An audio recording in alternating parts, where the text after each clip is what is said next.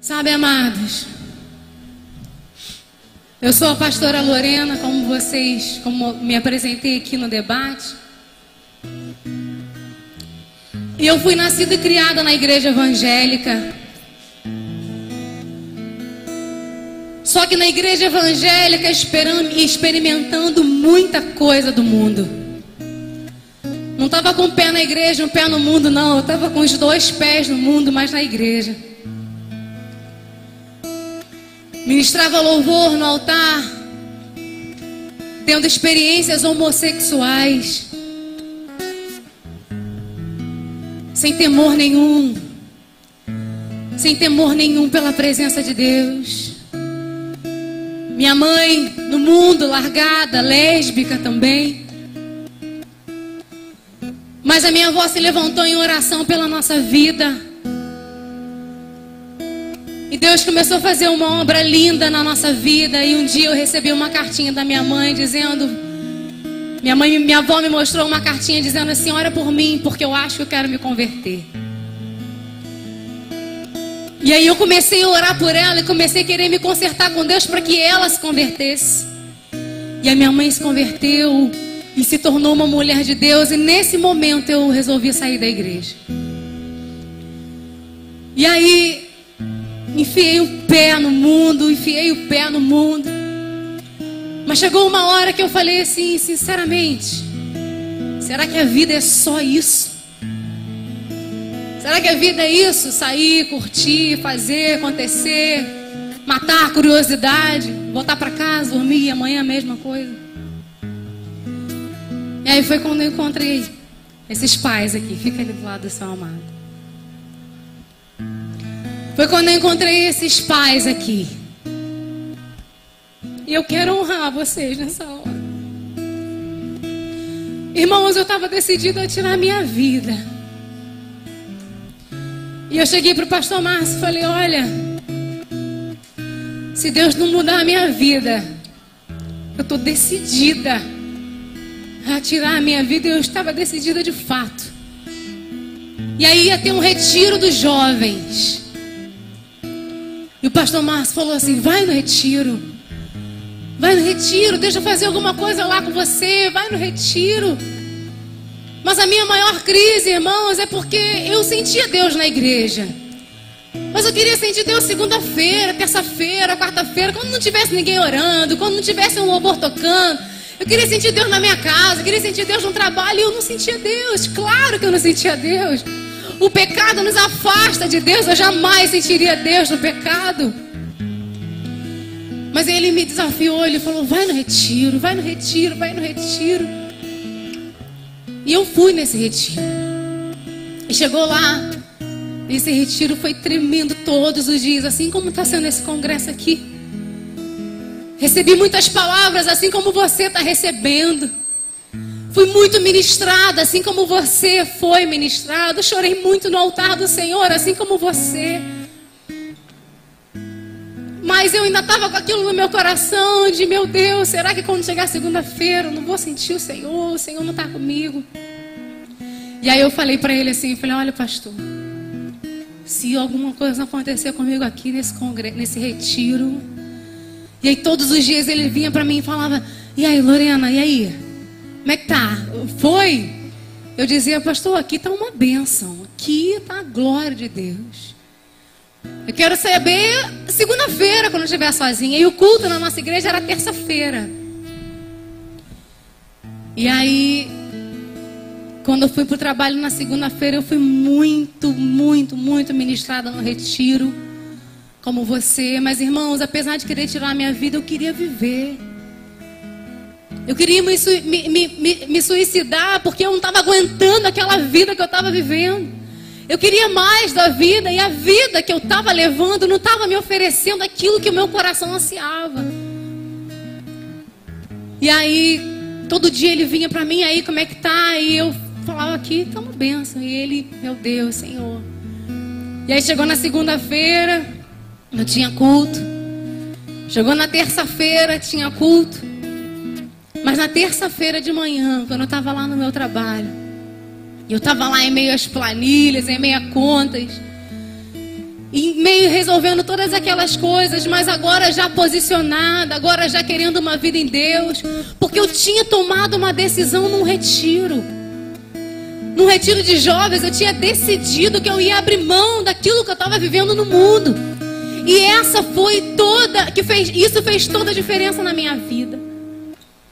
E aí, quando eu estava resolvendo lá os problemas lá do trabalho, na planilha, de repente, meus irmãos, comecei a sentir uma presença gloriosa dentro do meu peito. Comecei a sentir a presença do Espírito Santo, que começou a me constranger. E eu comecei a chorar ali, falando: Senhor, não tem ninguém orando aqui por mim, não tem nenhum louvor tocando, mas eu estou te sentindo, Senhor. E naquele momento eu fui pro banheiro lá do trabalho, porque todo mundo ia estranhar: o que houve? Tá chorando de quê? O que tá acontecendo? E no banheiro do meu trabalho eu fiquei ali sentindo Deus, sentindo Deus, sentindo Deus. Mas nessa terça-feira eu cheguei tarde do trabalho e não fui para a igreja. E aí no outro dia ele me ligou: alô? E eu atendi: oi, pastor. Ele: ô, minha filha, quer me matar do coração? Eu falei: não, pastor, eu estou viva, senti Deus. Só que, irmãos, a questão que eu quero colocar aqui para vocês e para eles, que quando eu voltei do retiro, todas as vezes que começava a vir as tentações, como você cantou, todas as vezes que eu caía, eu ia direto e falava: eu preciso falar, eu preciso confessar, me ajuda aqui, vem cá, fala comigo. Pastora, tinha um Luquinhas pequenininho, quantas vezes ela amamentando, eu falo: pastora, eu preciso falar, me ajuda. Eu não estou conseguindo, isso aqui para mim é muito difícil. E eles ali do meu lado, me ajudando, me fortalecendo, me acompanhando, me fazendo acreditar em mim, me fazendo olhar para mim, me fazendo ter a esperança de que as coisas iam dar certo. E quando eu olhava para a minha vida, e quando eu olhava para as outras pessoas que eu admirava, eu falava: meu Deus, está muito longe para mim isso. Eu jamais vou conseguir ser essa mulher de Deus. Mas quando eu cheguei lá na igreja, eu ouvi, como o Alan falou aqui também, o pastor de púlpito falando: gente, ora por mim, porque eu estou com problema. E a pastora: gente, olha só, eu passei por essa situação. E eles diziam, sempre transparente. Eu olhei e falei: caramba, eu acho que dá. Eu acho que para mim dá. Porque são feitos do mesmo material que eu sou. E eu não sei se você tem esse pensamento, irmãos, mas eu tinha. Eu achava que o evangelho para o pessoal que está aqui era muito mais fácil do que para mim. Porque eles eram feitos de um outro material celestial que não passava pelas mesmas tentações que eu passava. Mas eu descobri que isso não era verdade. Eu descobri que eles eram feitos do mesmo material que eu. Só que eles tinham tomado uma decisão, e essa decisão eles não voltariam atrás. E eu tive pais espirituais, tenho pais espirituais. Cresci, fui exortada muitas vezes, fui aconselhada muitas vezes, fui amada, fui abraçada, fui beijada. Fui chamada a atenção tantas vezes. E fui crescendo em Deus, porque eu estava do lado de pessoas que estavam acreditando em mim. Eu estava do lado de pais espirituais que eu poderia contar. Eu estava querendo que estar do lado deles. Está entendendo, irmãos? Eles me ligavam, eles me buscavam assim, mas eu ia atrás, porque era a minha vida. Eu queria transformação na minha vida, irmãos. Eu falava: Senhor, eu preciso que alguma coisa aconteça na minha vida. E aí conheci meu marido e tudo, eles acompanhando processos de cura. Pastora fez a minha libertação. Ela esteve comigo no meu momento de libertação, momento difícil da minha vida. Logo depois eu descobri que eu não podia engravidar e fiquei muito mal. Descobri que eu tinha ovário policístico. Descobri que eu estava com um cisto enorme no ovário. Fui até ela orou por mim, sempre perto, sempre buscando, queridos. E aí casei. Eles me ordenaram pastora com 28 anos de idade. Eu falei: pastor, quando ele me chamou, eu falei: ah, pastor, não tem certeza, sou eu. Eu só tenho 28 anos, meu Deus. Mas eles disseram, não, o Senhor falou comigo. E eles estiveram orando por mim, para que eu gerasse, para que eu fosse curada da minha esterilidade. E Deus me deu uma filha linda. E hoje essa minha filha está linda na casa da minha mãe. Ela tem 10 meses, é pequenininha, um bebezinho lindo. Mas por que eu estou falando isso para você, meu irmão, minha irmã? No meio dessa caminhada toda, eu quero falar para os pais agora. Uma vez eu ministrando louvor, fizeram um apelo dizendo assim: você que não está satisfeito com a vida espiritual do seu filho, vem aqui na frente. Irmãos, eu sou filha única. A minha mãe foi lá na frente. Eu falei, ai meu Deus, todo mundo sabe que sou eu. Só tem eu de filha. Fiquei com uma vergonha, fiquei com raiva. Falei, pô mãe. E ela foi a primeira a ir lá na frente. Falei, ai, nem disfarçou. Mas a minha mãe orou por mim. A minha mãe insistiu comigo. A minha mãe esteve do meu lado. A minha mãe esteve orando. A minha mãe disse não para mim quantas vezes. A minha mãe disse, não, você não vai. A minha mãe disse, você vai ficar. A minha mãe quantas vezes esteve ali do meu lado. A minha mãe começou a colar versículos pela parede da casa, porque ela queria que eu aprendesse a Bíblia. Ela queria que a Andrezinha aprendesse a Bíblia. Aonde a gente ia tinha versículo colado no espelho, na cozinha, no banheiro, no quarto. Ela começou a escrever os versículos e colar nas paredes, porque ela queria me discipular, ela queria que eu crescesse. Sabe, mãe? Sabe, pai? Às vezes a gente está esperando que o outro venha discipular o nosso filho. Às vezes a gente está na expectativa de que o líder dos jovens venha discipular o nosso filho.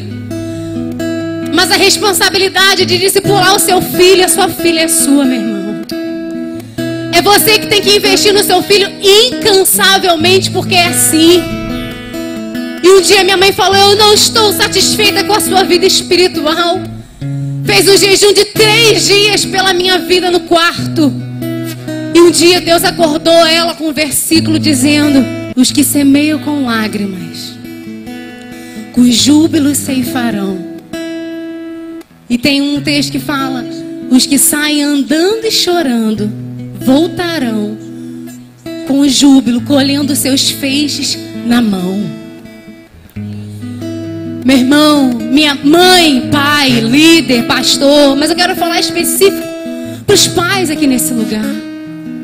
Se você quer ver transformação no teu filho, minha irmã, meu irmão, a responsabilidade é sua. A responsabilidade é sua, meu querido, minha querida. Minha mãe investiu em mim. A minha mãe investiu em mim. E depois, quando eu ia para a igreja, eu, jovem, ficava do lado. Sabe um segredo que eu aprendi? Se você quer crescer espiritualmente, não anda com quem é menos maduro do que você, não, meu irmão. Ou anda quem está igual a você, ou quem está mais maduro do que você. Porque se você andar com aquele que está menos maduro do que você, você nunca vai crescer, meu irmão. E aí eu falei, eu quero crescer, eu quero amadurecer, eu quero caminhar, eu quero meu ministério, eu quero meu chamado. Quantas e quantas vezes eu liguei, eu insisti, eu bati na porta. Eu falei, eu preciso falar, eu preciso confessar, eu preciso estar junto. Eu preciso. Pastor, ora por mim, pastor, olha isso, pastor, olha aquilo. E eu louvo a Deus pela vida desses dois aqui. Eu louvo a Deus porque eles não desistiram de mim. Eu louvo a Deus porque eles decidiram acreditar em mim. Eu louvo a Deus porque eles se levantaram para fazer esse congresso, não só esse, mas tantos outros, o carnaval, o Cura Minha Noiva. Eu quero te dizer, meu irmão, minha irmã, honre seu pastor. Eu achei tão lindo quando alguém gritou ali, eu te amo, pro pastor. Eu falei, é assim mesmo. Quantas vezes eu falei pro pastor, no telefone eu falava assim, um beijo, pastor. Ele fala, abraço. Fala, outro beijo, pastor. É gente, meu irmão. Poxa, mas meu pastor é distante, meu pastor é isso, meu pastor aqui. Vai você, meu querido. Vai você, minha irmã. Diz eu te amo, dá um beijinho, dá um abraço. Uma vez eu fiz uma ministração lá na igreja, botei os dois lá na frente, falei, vem todo mundo dar um beijinho no pastor e na pastora, aproveita. Todo mundo vem, gente. Esse é o momento, meu querido, de você dar um beijinho aí no seu pai, na sua mãe. Esse é o momento de você se reconciliar, de pedir perdão, de falar, mãe, pai, eu tô junto com você. Investe em mim, porque agora é pra valer. Fala pra ele, fala pra sua mãe. Fala, mãe, agora é pra valer. Agora o negócio vai acontecer. Porque eu tomei uma decisão, sabe, mãe? Eu não vou ficar mais assim, não. Eu sou outra pessoa. Mais do que ministrações, mais do que lágrimas.